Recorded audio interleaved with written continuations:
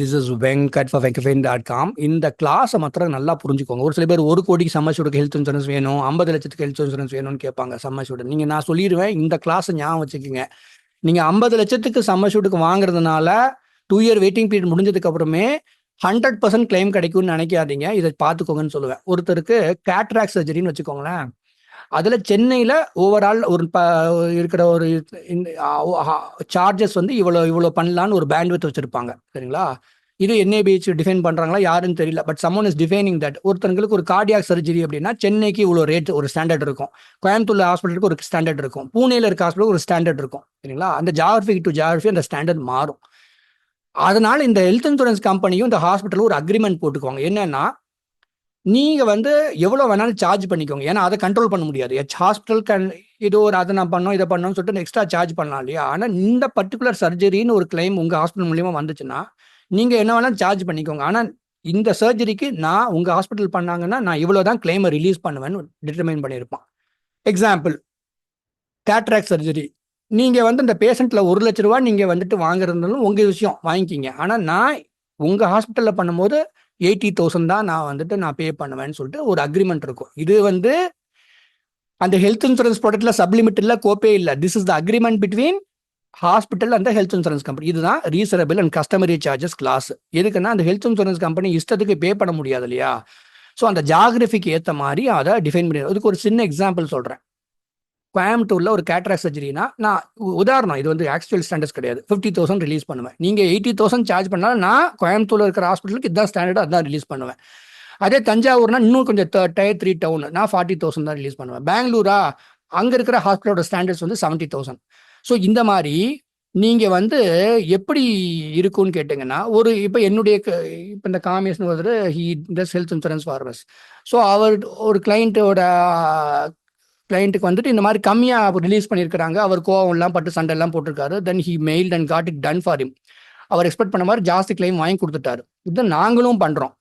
இது இந்த வீடியோவில் நான் என்ன சொல்லிக்க விரும்புகிறேன்னா, ஒரு particular online health insurance company என்ன பண்ணுறாங்கன்னா, இந்த மாதிரி ஒரு 10 பேருக்கு பிரச்சனை வருது.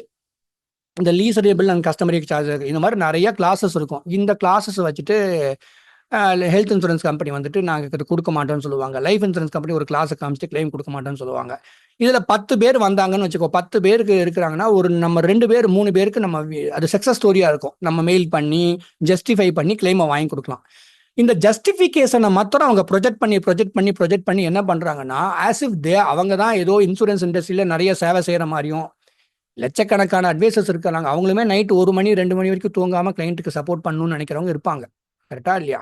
ஸோ நீங்கள் என்ன புரிஞ்சக்கூடாது அப்படின்னு கேட்டிங்கன்னா, ஒரு பிஸ்னஸ் அப்போ அதுதான் நான் சொல்ல வரேன். நான் இதை என்னால் அப்படி டெஸ்டிமோனியல் போட முடியாது. ஏன்னா எக்ஸ்பெக்டேஷன் மேனேஜ்மெண்ட் ரொம்ப முக்கியம். உதாரணம் சொல்கிறேன் கேட்டுங்க. இப்போ நான் சொன்னல இந்த this guy Kamesh gives health insurance என்ன தெரிஞ்சவரன்னு சொல்லிட்டு அவர் வாங்கி கொடுத்தாருன்னு. அப்போ நீங்களும் அவர்கிட்ட வாங்குறீங்க, உங்களுக்கு ஒரு சேலஞ்ச் வருது, உங்களுக்கு வாங்கி கொடுக்க முடியலன்னா கரெக்டா இல்லையா? ஸோ எக்ஸ்பெக்டேஷனை ரொம்ப கேர்ஃபுல்லாக மேனேஜ் பண்ணிக்குவேன். ஒரு சின்ன எக்ஸாம்பிள் சொல்கிறேன். இந்த 2 year waiting period health insurance வாங்குறீங்க, 2 இயர் வெயிட்டிங் பீரியட் இருக்கும்.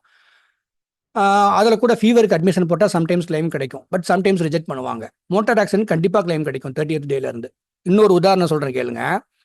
இந்த 2 இயர் வெயிட்டிங் பீரியடில் ஒருத்தர் வாங்குறாரு, அவங்க நெக்ஸ்ட் மந்த்தே அவங்க அம்மாவுக்கு கேன்சர் அப்படின்னா அவர் புரிஞ்சுக்கிட்டார். இஸ் அ வெரி உண்மையாகவே கோல்டன் ஹார்ட் அப்படின்னு தான் சொல்லணும். ஏன்னா புரிஞ்சுக்குவாங்க அவங்க. நம்ம வந்து கரெக்டாக எக்ஸ்பெக்டேஷனை மேனேஜ் பண்ணும்போது, எஜுகேட் பண்ணும்போது புரிஞ்சுக்குவாங்க. சார் கிளைம் கிடைக்காதுன்னு எனக்கு தெரியும், பட் இருந்தாலும் கொஞ்சம் கேட்டு சொல்ல முடியுமான்னு கேட்டு சொல்லியிருக்கிறாங்க. So this is what you do when you want to do this business ethically. சும்மா நான் வந்து அவனுக்கு நான் கிளைம் வாங்கி கொடுத்தேன், இந்த மாதிரி இந்த கஸ்டமர் கிளைம் வாங்கி கொடுத்தேன் அப்படின்னு சொல்றது வந்து எனக்கு பொறுத்த வரைக்கும் அந்த மாதிரி டெஸ்டிமோனியல் கொடுக்க முடியாது. இது எப்படிப்பட்ட டெஸ்டிமோனியல்னா, ஒரு 20-30 வருஷத்துக்கு முன்னாடி பார்த்தீங்க, இப்பவுமே அந்த மாதிரிலாம் இருக்கிறாங்க. இந்த சித்த மருத்துவம்னு சொல்லிட்டு டாக்டர் பார்த்து, அதை நான் பிளேம் பண்ணல, உதாரணம் சொல்றேன். இந்த ராஜ் டிவிலாம் ஒருத்தர் வருவார், சார் எங்கிட்ட வரும்போது எப்படி இருந்தீங்க சார், 2 காதும் கேட்காது அப்படிம்பாரு. பக்கத்துலேயே உட்கார வச்சிருப்பாரு இந்த பேஷண்ட்டை. இப்போ மூலிகைலாம் சாப்பிட்டீங்களா? சாப்பிட்டேன் டாக்டர். இப்போ எப்படி இருக்குது? 2 காதும் கேட்குது அப்படிம்பாரு. இந்த மாதிரி நான் டெஸ்டிமோனியல் போட முடியுமா? யாருக்கெல்லாம் கிளைம் வாங்கி கொடுத்தோம்? டெத்து கிளைமுக்கு 2 பேருக்கு அவங்க எங்கேயோ வாங்கினது, ஏதோ பிரான்ச்சில் வாங்கினது, ஒருத்தர் ஆன்லைன் பிளாட்ஃபார்மில் வாங்கினது. என்கிட்ட காசும் வாங்கலை, நான் கன்சல்டிங் பண்ணாங்க, சும்மா ஒரு சர்வீஸாக சப்போர்ட் பண்ண. நான் உங்களுக்கு 1 crore கிடச்சிச்சுன்னு சந்தோஷப்பட்டுக்கிட்டேன். நான் சைக்கலாஜிக்கல் ஹாப்பினஸ் தான். அதுக்கப்புறம் நம்பரும் டெலீட் பண்ணிட்டேன் நான். எதுக்காக சொல்கிறேன் அப்படின்னா, இந்த மாதிரி நானாக பேசிக்க முடியுமே தவிர அவங்க கூப்பிட்டு உட்கார வச்சு அவங்ககிட்ட ஒரு 6 மாதம் முன்னாடி there is this guy called Ram, Chennai மயிலாப்பூரில் வந்துட்டு அவர்கிட்ட வீடியோ டெஸ்டிமோனியல் வாங்கினேன். It was very very helpful for me. But யார் இப்போ எங்கள் வீடியோவில் வந்து டெஸ்டிமோனியல் கொடுப்பாங்க? People feel embarrass to show their face on screen இல்லையா? எனக்குமே பிடிக்கல, என் தலையெழுத்து இதை பண்ணிட்டு இருக்கிறேன்னு நினைக்கிறேன் நான். பட் சம் தமிழ் பீப்புளாக சப்போர்ட்டிங் மீ. ஒரு ஆன்லைன் பிளாட்ஃபார்ம் இதை மாதிரி பண்ணலாம், நான் பண்ண முடியாதுன்னு சொல்கிறேன் நான். ஏன்னா எல்லாத்துக்கும் அந்த எக்ஸ்பெக்டேஷனை நான் கிரியேட் பண்ணிடுறேன். நாங்கள் ஃபைட் பண்ணி வாங்கி கொடுப்போம்னா 4 பேருக்கு வாங்கி கொடுத்தோம், ஒருத்தருக்கு வாங்கி கொடுக்க முடியலன்னா அவங்கள ஏமாற்றி ஒரு நம்ம பிஸ்னஸ் பண்ண மாதிரி ஆயிரும்ல. That I don't want to do. பிஸ்னஸே இல்லாமல் இருந்தாலும் இருக்கலாமே தவிர ஓவர் எக்ஸ்பெக்டேஷனை கிரியேட் பண்ணக்கூடாது. இப்போ நான் ஒருத்தங்களுக்கு ஹெல்த் இன்சூரன்ஸ் கொடுக்கவே முடியாது. ஏன்னா ஐ டூ கன்சல்டிங், என்கிட்ட பேசிட்டு ஆன்லைனில் வாங்குவாங்க, ரிசர்ச் ஃபேஸில் இருப்பாங்க, என்கிட்ட பேசிட்டு போட்டிங் ஸ்டேஜில் மல்டிபிளில் பண்ணுவாங்க.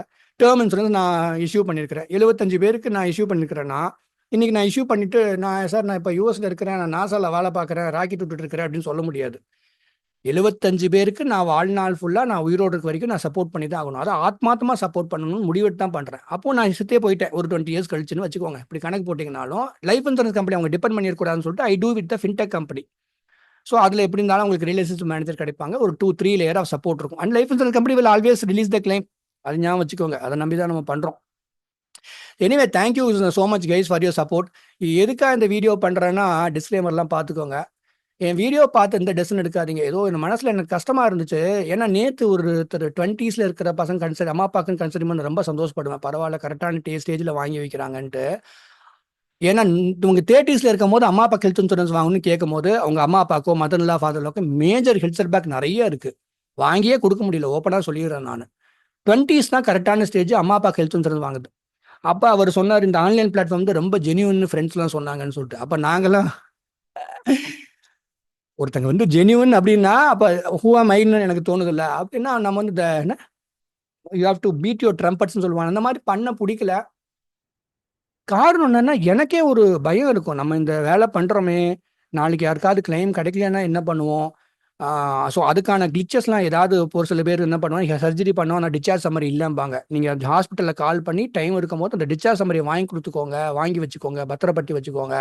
நாளைக்கு ஏதாவது கிளைம் கேட்கும்போது அந்த டிஸ்சார்ஜ் சம்மரியை கூட நான் கிளைமை கொடுக்குறேன்பா அப்படின்னு எஜுகேட் பண்ணி வைப்பேன். ஸோ எந்தெந்த லூப் ஹோல்ஸ் எல்லாம் வராமல் இருக்குங்கிறத நான் ஃபிக்ஸ் பண்ணி வைப்பேன்.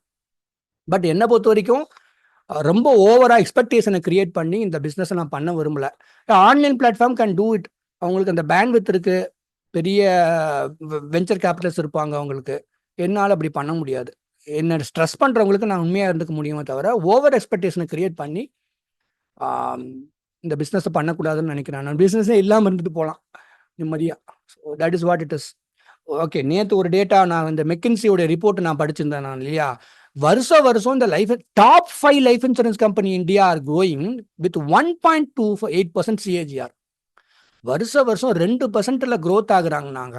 நாளைக்கு இன்ஃப்ளேஷன் இருக்கு, நாளைக்கு மார்க்கெட்ல இன்னும் 100% FDI கொடுக்குறேன். ப்ரூனே மகாராஜா வந்துட்டு நாளைக்கு health insurance life insurance company இந்தியாவில் ஆரம்பிக்கலாம். 100% FDI. Already it is a very saturated industry ஆயிடுச்சு.